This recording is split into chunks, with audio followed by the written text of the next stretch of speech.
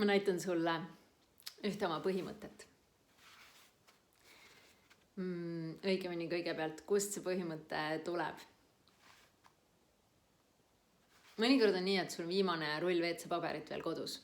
Ja siis, no ma olen isegi nii kaugele jõudnud, et mul on vaja siis köögipaberit võtta appi. Sest et ma püüan poes käia nii vähe kui võimalik ja seda juba 10 aastat. Aga kunagi ei tea, kui ei oska täpselt planeerida ja mõnikord läheb meelest ära midagi poes osta. Nii et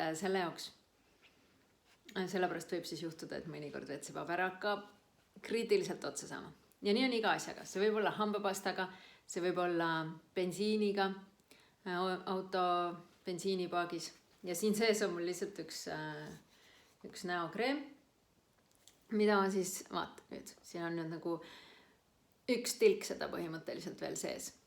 Ja seda ma hoian siin sellepärast, et kui ta oleks püsti, siis ma ei saaks siit midagi pumbaga kätte. Aga niimoodi ma saan selle pumba välja keerata ja siis ma saan siit peo peale natukene ja siit suu pealt natukene ja käib üks optimeerimine. Ja see on väga tore ja väga säästlik, sellepärast et ma olengi väga säästlik selles mõttes keskkonnahoidlik ja hästi teadlik ja hästi valiv tarbija. Ja see on kõik ökokreem ja nii edasi. Aga mida ma sellega tegelikult tahtsin rääkida, on see, et kui sa kasutad mingi asja nagu seda viimast tilka, siis sa vaatad täpselt, kui palju sa seda paned ja sa tunned kuidagi sellist nagu puuduse tunnet või et see on niimoodi piiri peal või nagu WC-paberiga on. Okei. Ma olen mõelnud, et fine, kui mul on köögis seda kätepaberit, siis ma ei pea muretsema, et midagi jääb puudu.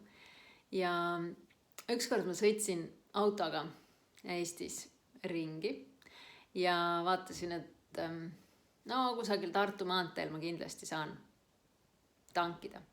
Ja sellepärast ma ei kiirustunud selle asjaga, aga ma nägin, et see on juba selles mõttes juba vilgub ja plinnib, tead seda häält, see plinn, et bensiin hakkab otsa saama. Ja siis ma olin kusagil Elva kandis, sõitsin Otepää, Elva, Tallinn ja ma olin kindel, et mu GPS näitab suunda sealt Elvast kuskile Tartu maanteele ja ma seal Tartu ümbruses saan kindlasti tankida. Ja ühel hetkel ma vaatasin, et ta ei juhatanud mind küll kindlasti Tartu poole. Et GPS oli valinud mingi kõige otsesema tee, mööda väikseid teid Elvast Tallinnasse. Ja see oli väga halb uudis sellepärast, et lähim järgmine koht oli alles Põltsamaa ja see oli ikkagi nii pikk vahemaa, et mul läks juba põhimõtteliselt mul näitas veel, ma ei tea, 10 või 20 kilomeetrit veel selle bensiinipaagiga võimalikuks teekonnaks. Ja siis ma vaatasin, et aga kuhu ma selle ajaga jõuan ja sa tead, et see ei ole eriti täpne ja see oleneb, kuidas sa gaasi annad, see oleneb sinu kiirusest ja samamoodi mul hakkas telefonipatarei tühjaks saama.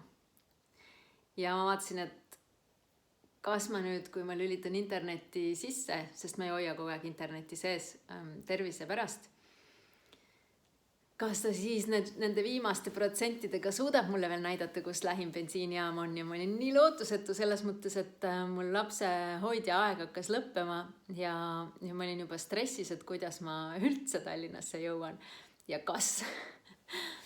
Ja lülitasin selle interneti sisse ja vaatasin oma tavapärasest Waze'ist, et kus on, vastupidi, ma vaatasin Google Mapsist, kus on lähim bensiinijaam ja ta ütles mingi 25 kilomeetri kaugusel. Ja ma ei saanud enam edasi sellepärast, et sinna Põltsamaani oli rohkem maad ja mul ei olnud mõtet ka tagasi keerata sellepärast, et ka sinna Elvasse oli rohkem maad, kui minu bensiini oleks jätkunud. Päris huvitav tunne oli seest. Sest see oli talve õhtu ja nagu ma ütlesin, lapsehoidja aeg hakkas läbi saama niikuinii.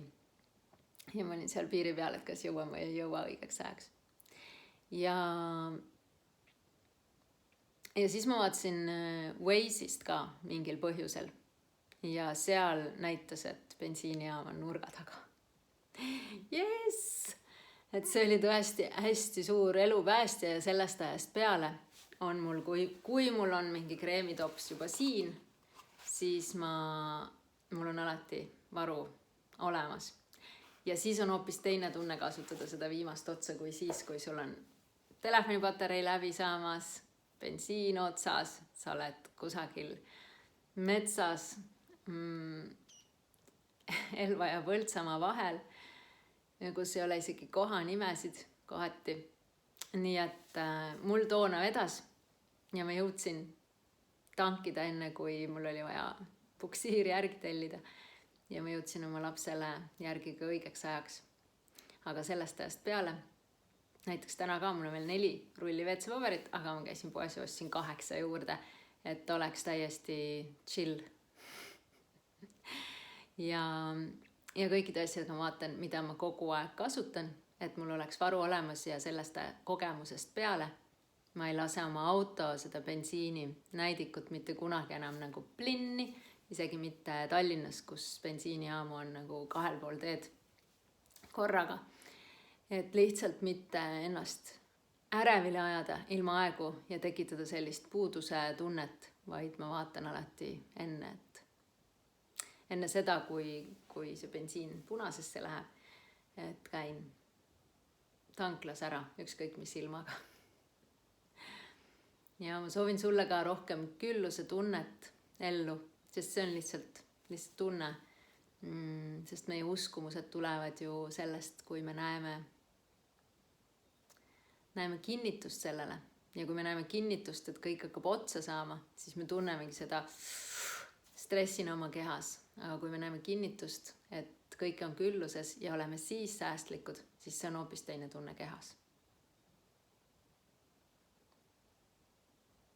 Mina olen Merit Raju. Olen kirjanik, elustiilidisainer ja kui sa tahad mu mõnusaid, üli lihtsaid harjutusi hommikuks, mida saab teha juba voodis ja seetõttu need ei võta mingit aega ega mingit vaeva, siis sa leiad selle lingi siit altpoolt. Kohtumiseni.